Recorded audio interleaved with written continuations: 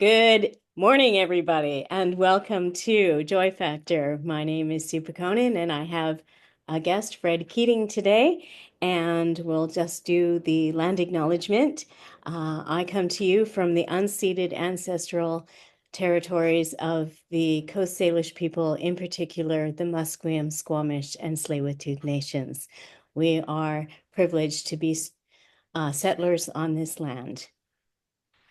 Today I have Fred Keating. Fred Keating has had a long and multifaceted career in theater, radio, TV, and film. Unemployed in many fields. He's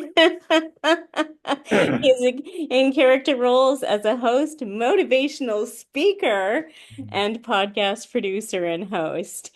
He has appeared in Jake and the Kid, Da Vinci's Inquest, The X-Files, wow, Fire Country, and many Hallmark movies. His long list of credentials can be found on his IMDB profile, which I will link below. Fred was a producer and host of a podcast, Monetizing Creativity, and has interviewed renowned individuals such as Jane Goodall.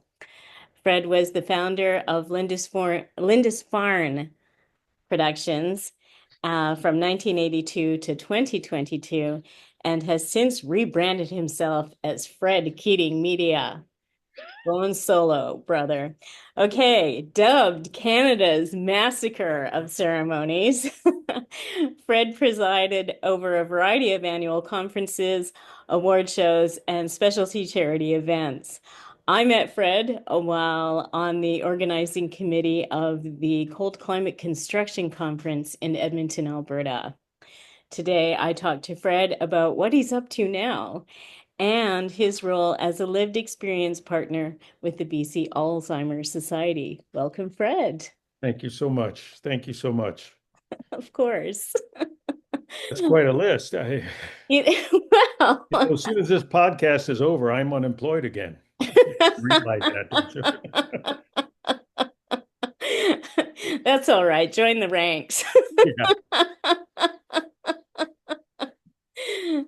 Well, since the last time we got together personally, when I had the opportunity to read your scripts, your Yes. screenplays, uh, about 5 years ago, I was diagnosed with MCI, which is mild cognitive impairment, or as I prefer to call it, wild cognitive impairment. Hmm. The first step on the down escalator to dementia.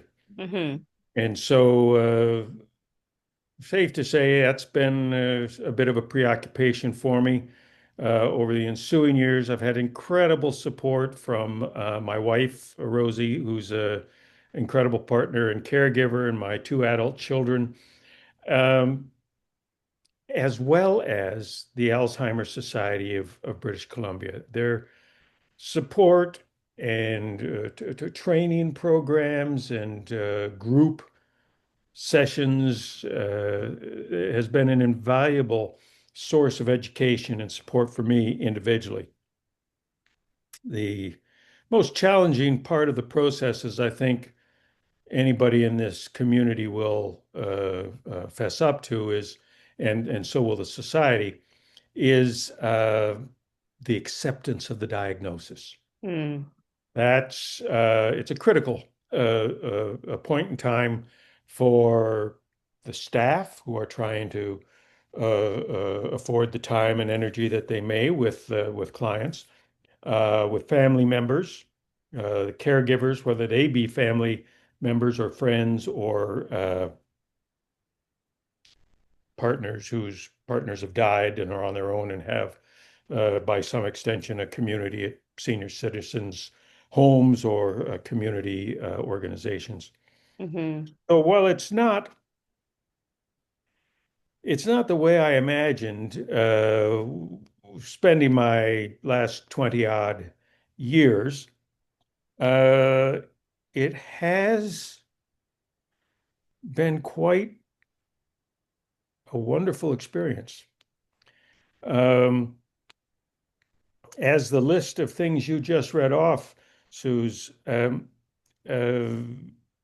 I've been pulled, willingly or not, into lots of adventures and experiences in media and other kinds of occupations and circles and so on and so forth, and tugged in many different directions. Mm.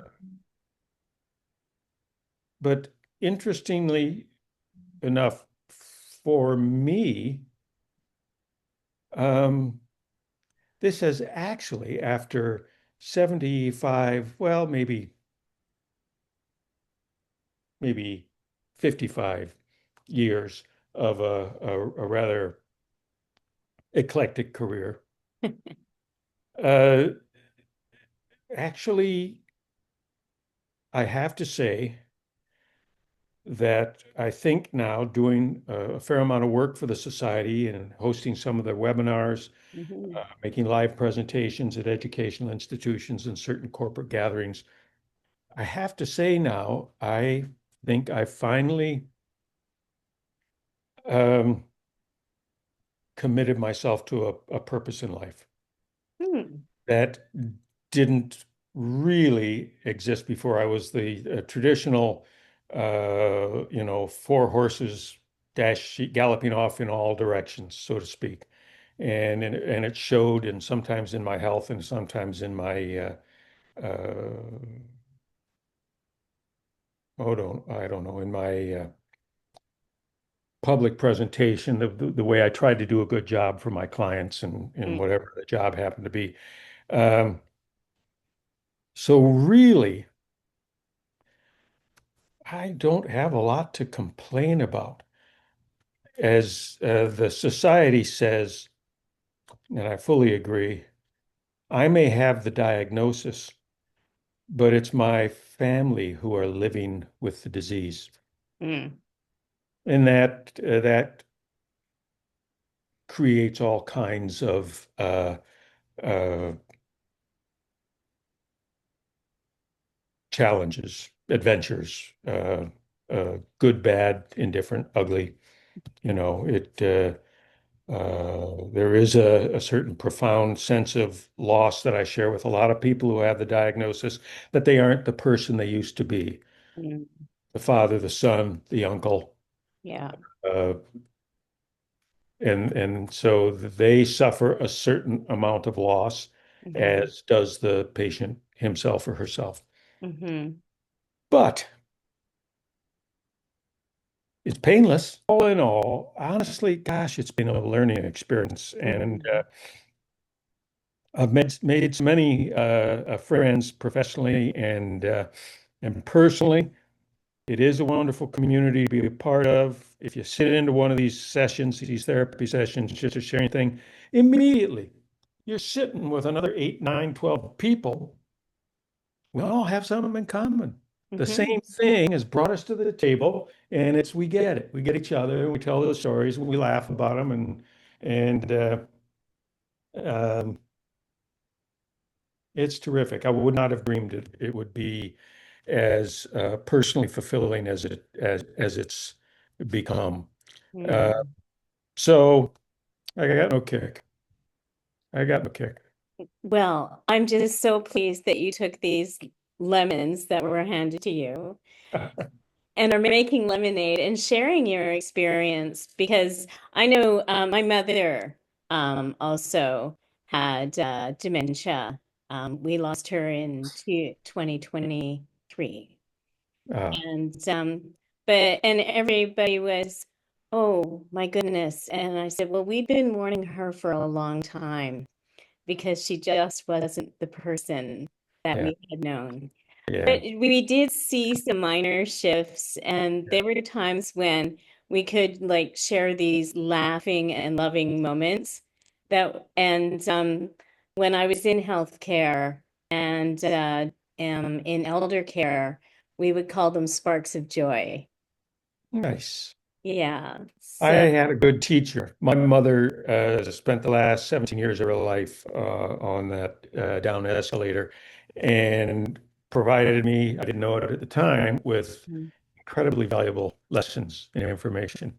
In fact, when I was resisting my wife and daughter's pleas to see somebody or call somebody, because you know you're just doing things that you've never kind of done before, and I was saying, not any guy my age would be doing this, forgetting keys or doing that or losing this or losing that.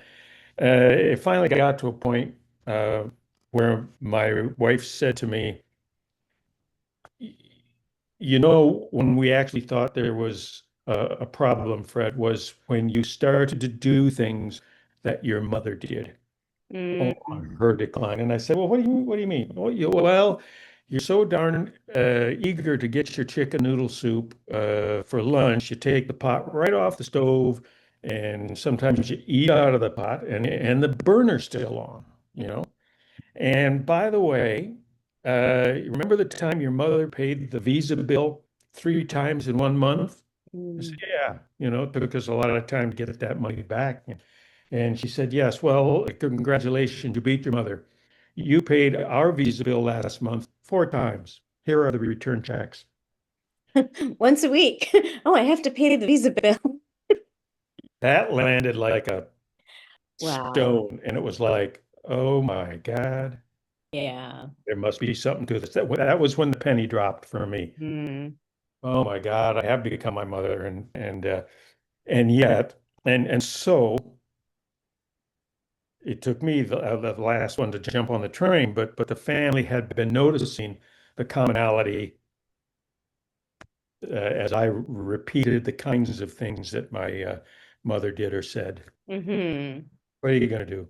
So I love the idea that you've got the joy factor going, and Thank it's still hard to wrap my head around this being a joyous situation. But I can say that it has been, in many ways, a self-affirming you. adventure because of the validation, for want of a better term, that I've been getting from the society. Rosie and I have been, we are the honoree family for this year's Alzheimer's Walk, Oh, wow. simply because we've been pitching in on webinars and meetings and volunteering when it's appropriate, which for us is nothing. It's been a real two-way street between the society and myself. They've tapped into my meager toolkit of hosting in the sense of moderating panels Hmm. and presenting out at UBC or to the Deloitte Corporation across Canada in a webinar. Hmm. Uh, you mentioned the presentation that we use often, myself and some of the staff members, is making lemonade. I'm writing a new presentation now called Patching the Roof. Uh, Ah. from the old thing, the time to patch the hole in your roof is before it rains. Do it on a sunny day. Don't wait till it rains and you find out for sure there's a leak up there, because the early intervention Mm. of professionals into the family situation is so critical to things like the acceptance for the family and the client. Hmm. Uh, and so to put it off basically sort of increases the fear and anxiety about the loved one. Hmm. And you can cut that fear and anxiety in half by making a call to the Alzheimer's Society in every province. They're in every province and territory, as well as in the national office in Ottawa. They have what they call the first link. And Yeah. you call in there. They have translators who answer the phones in Mandarin or Cantonese, uh, in Hindi, Urdu. What is the third one? Hindi, Urdu, and Punjabi. Punjabi. Yeah. Yeah, and they have a raft of Japanese, Italian. You call in, they will put you in touch with someone who speaks your language, has an appreciation of your culture, and immediately after that initial phone call, I think I hear a collective sigh of relief because, like so many other situations or conditions, that first step is often the hardest. Yeah. So Yeah. it's worth. I am. I'm enjoying the ride. So I guess there Okay. is joy in there somewhere.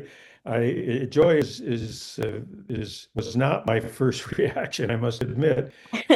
Well, Reaction was sort of guilt that I wasn't yeah, the dad or the partner or the brother that I had been. There right. was a sense of loss or shame there.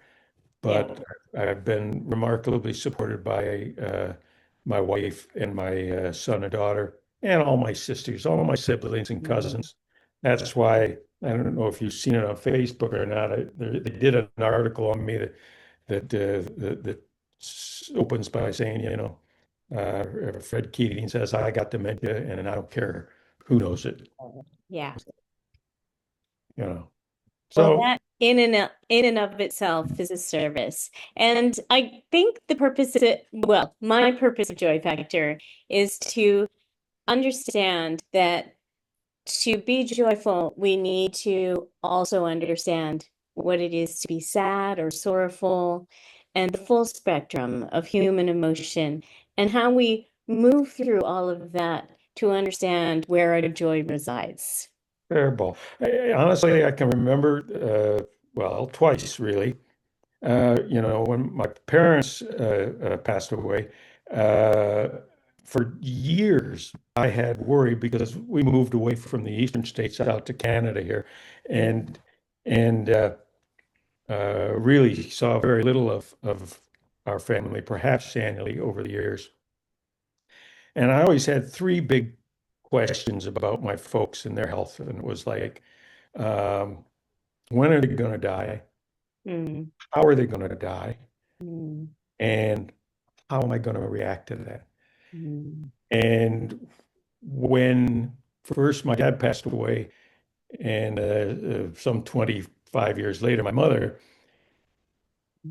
I was surprised that in addition to the sense of loss and grief, that there was an immense wave of relief. mm, I felt the loss, but that was more immediate than the sense of the fact that these questions that had been bothering me for years were now answered, and that things to a great extent were settled, and we could mhm. appreciate while we had them and appreciate them after they were gone. Only then did some of the lessons they were trying to pound into my thick head became clearer. Oh, that's what you meant. Exactly. Exactly. Yeah. So, I'm a caregiver for my 92-year-old father. We watch how's golf. he doing? How's he doing? He's doing all right. He's doing all right. How are you doing within yourself? And how did the joy factor emerge? How did it take shape and then get you off and running? I'm working on another project. I'm still trying to sell my scripts, by the way. Good. Yeah, I'm pounding away, trying to figure out who to talk to and how to get those out there. Right. The Oakmont series, if anybody's listening and is a producer looking for content, Fred, share this far and wide. Working on is I did Joy Factor to help create an audience so that I can garner some social media presence. And I'm hoping to do a Kickstarter. I was hoping to launch in June. I won't be able to do that because of financial constraints. But just moving on, you know how it is. You go, okay, I've got this thing that I need to do, so then I'm just going to keep building incrementally. Yes, which is, I think, the way to go. those who never get started or never take the steps, never make the steps. Right. So, you're in the right ball game, you're in the right lane. Uh, Rarely does stuff happen overnight.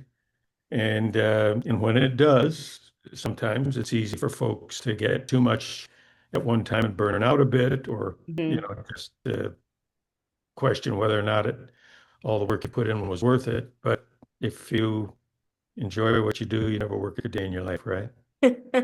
So they say, yes. And I do. I mean, I have two main characters in the next series that I'm writing, and this is a 22 short stories, bedtime stories for grown-ups. They're 15 to 20 minutes long. Well, thank you so much for your um, informed advice, Fred. I truly appreciate it. You're more than You're a welcome. wonderful So mentor to many people, and I'm sure many people hold you in high regard for the advice you offer, which is heartfelt and meant to improve and ensure success for others. oh my, we We must find appreciate these people and educate them quickly. it.